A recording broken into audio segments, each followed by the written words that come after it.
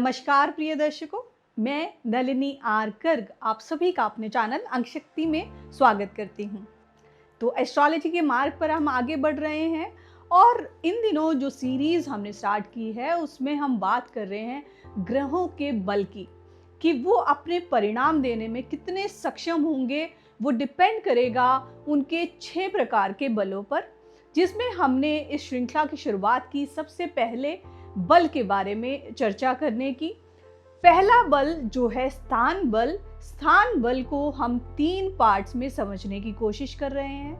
पहले पार्ट में हमने जाना जब प्लैनेट अपनी खुद की राशि में बैठता है और उसमें भी मूल त्रिकोण राशि जो उसकी फेवरेट राशि है, अगर उसमें एक पर्टिकुलर डिग्री पर बैठा है, वो हमने चर्चा की। दूसरी हमने बात की वो उन राशियों की जहां पर कोई भी प्लैनेट उच्च का या नीच का हो जाता है, वो कमजोर पड़ जाता है।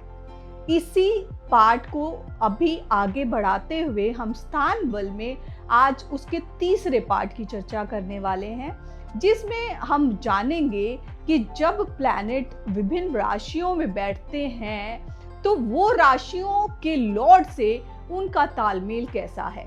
क्या वो राशि जिसमें प्लैनेट बैठा है उस राशि की लॉर्ड के साथ उसके संबंध मित्रता वाले हैं या दुश्मनी वाले हैं। तो प्लैनेट्स की आपस में मित्रता और शत्रुता को आज हम समझने वाले हैं। तो शुरुआत करते हैं। देखिए, स्थान बल का पार्ट 3 जिसमें हम प्लैनेट्स के संबंधों को जानेंगे। देख, जब कोई प्लैनेट अपनी मित्र राशि में बैठा है तो ऑफ कोर्स खुश है, एक अच्छी पोजीशन में है, तो वो अपने परिणाम देने में सक्षम है। अगर वो प्लैनेट किसी दुश्मन राशि में बैठा है तो क्या करेगा, उस घर को ऑफ कोर्स वो कोशिश करेगा परेशानियां देने की, उस घर के कार्य तत्व जो हैं वो बिगाड़ने की कोशिश करेगा।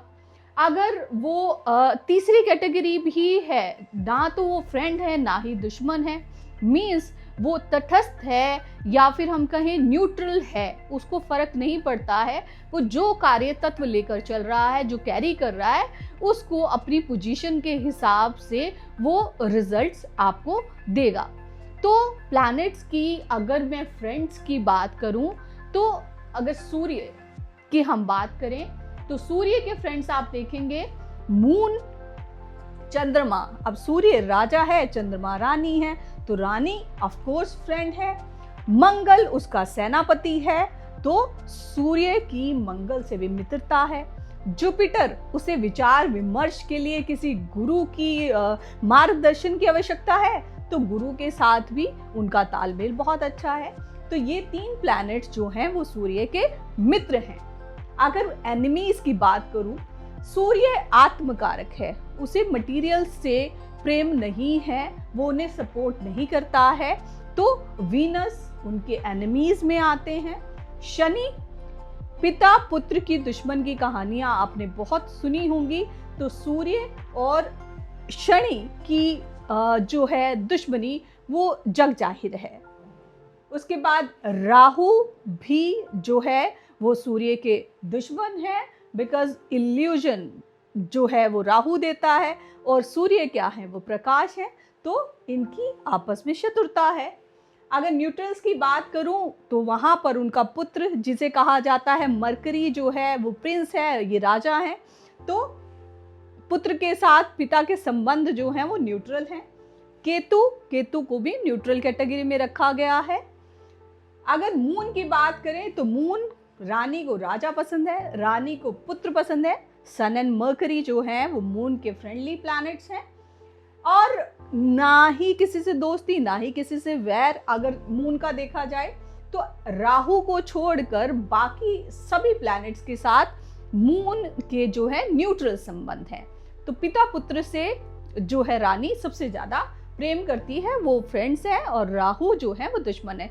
तो इस तरह से आपको हर प्लैनेट के कार्य तत्व आपने समझ लिया। तो दुश्मनी शत्रुता की बजाय अगर हम चीजों को डीपली एनालाइज करें तो आप देखेंगे एक प्लैनेट की एक अपनी प्रवृत्ति है और दूसरे प्लैनेट की अपनी, तो उनके विचारों का मतभेद, उनके कार्य तत्वों का आपस में मेल ना खाना ही बेसिकली एग्रीमेंट और डिसएग्रीमेंट वाली जो है सिचुएशन देता है।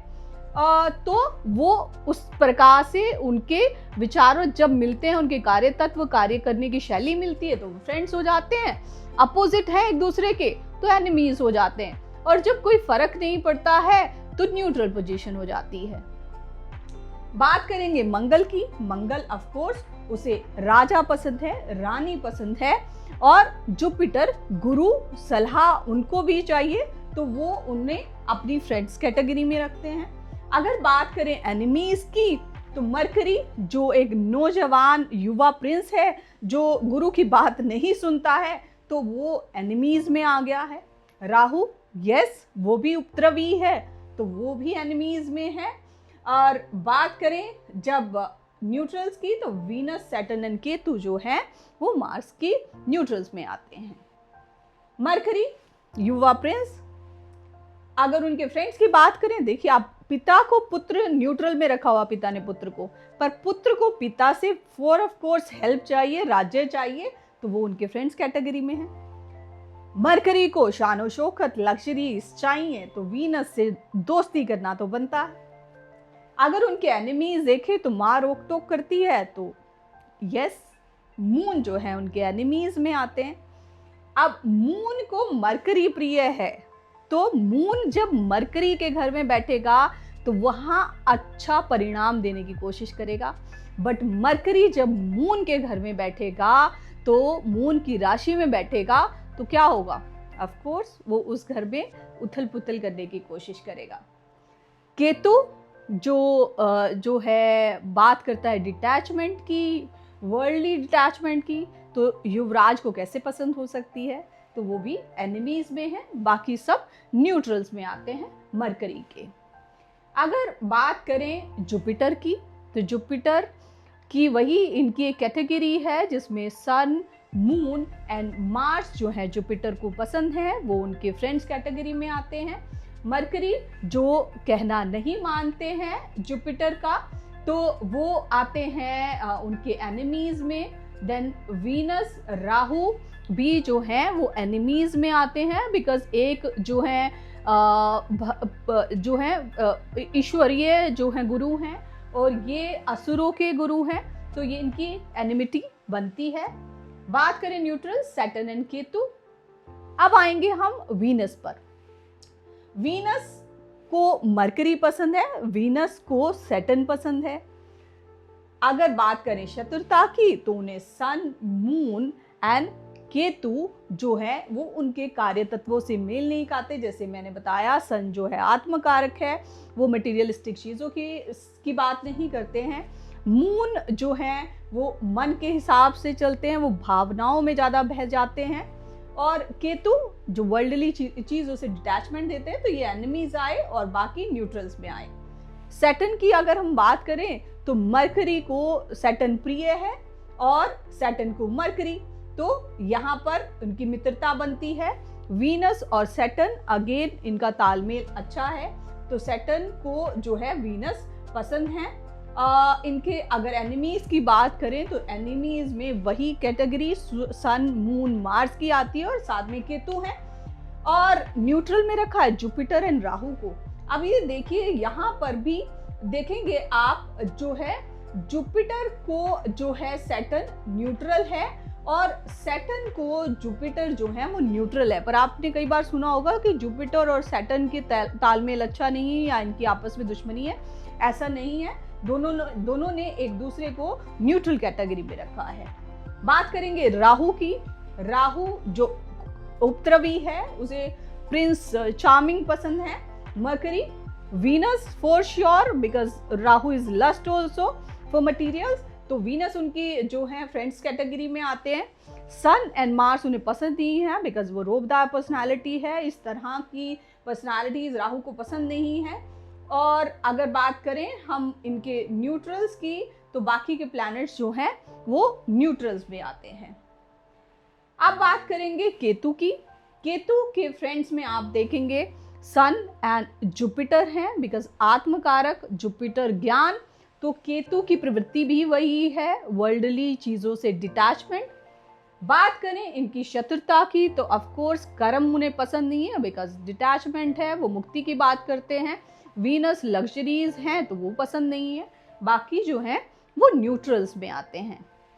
तो इस प्रकार से ये जो है वो तालमेल आप देखेंगे प्लैनेट्स का आपस में है, और कई कॉम्बिनेशंस जो हैं वो बड़े ध्यान देने वाले हैं। अब आपको ये समझने की ज़रूरत है, मून को जैसे मैंने बताया मरकरी पसंद है, पर मरकरी को मून पसंद नहीं है। उसी प्रकार से मरकरी को जो है मार्स से कोई प्रॉब्लम नहीं है। बट देखिए, मरकरी की अगर हम बात करें तो उन्होंने मार्स को न्यूट्रल में डाला है। बट अगर मार्स की बात करें, उन्होंने मरकरी को जो है वो अपने एनिमीज में रखा है। तो इस तरह से ये ताना बाना है। ज़रूरी नहीं है एक प्लैनेट दूसरे को पसंद नहीं करता है तो दूसरा भी पहले को पसंद नहीं करता है। ये चीज़ का ध्यान देने वाली बात है। और उसके बाद वीनस भी अगर आप देखेंगे, वीनस ने जुपिटर को जो है न्यूट्रल में रखा है, पर जुपिटर ने वीनस को एनिमीज में रखा है। तो ये बात बड़े ध्यान देने वाली है। अगर हम मंगल की बात करें, मंगल ने सैटर्न को न्यूट्रल में रखा है, सैटर्न ने मंगल को अपने दुश्मनों में रखा है। तो ये ताना बाना समझने की ज़रूरत है। तभी मार्स जो है वो सैटर्न के घर में उच्च के हो जाते हैं, और जो वीनस है वो गुरु के घर में उच्च हो जाते हैं, बिकॉज उन्हें प्रॉब्लम नहीं है, सामने वाले को प्रॉब्लम है। तो ये आपको इस तरह से मैंने कोशिश की है कि एक स्टोरी के रूप में जो कहा गया है, प्लैनेट्स को जो संज्ञाएं दी गई हैं, राजा की, रानी की, प्रिंस की, तो उस तरह से सैनिक की, तो उस तरह से आप चीज़ों को कोरिलेट कर पाएँ, उनके कार्य तत्वों को समझते हुए इनकी आपस में संबंधों को जान पाएँ, और वही आपको आगे हेल्प करेंगी कि किस तरह से किसी भी घर के परिणाम जो हैं वो आपको अच्छे मिलने वाले हैं या वो बुरे मिलने वाले हैं। जो उसमें प्लैनेट बैठा है वो फुली एक्टिव होकर काम करेगा या पैसिव होकर आपको वो रिजल्ट्स नहीं दे पाएगा जो उसमें देने की क्षमता है। तो आई होप आज का वीडियो आपको पसंद आया होगा।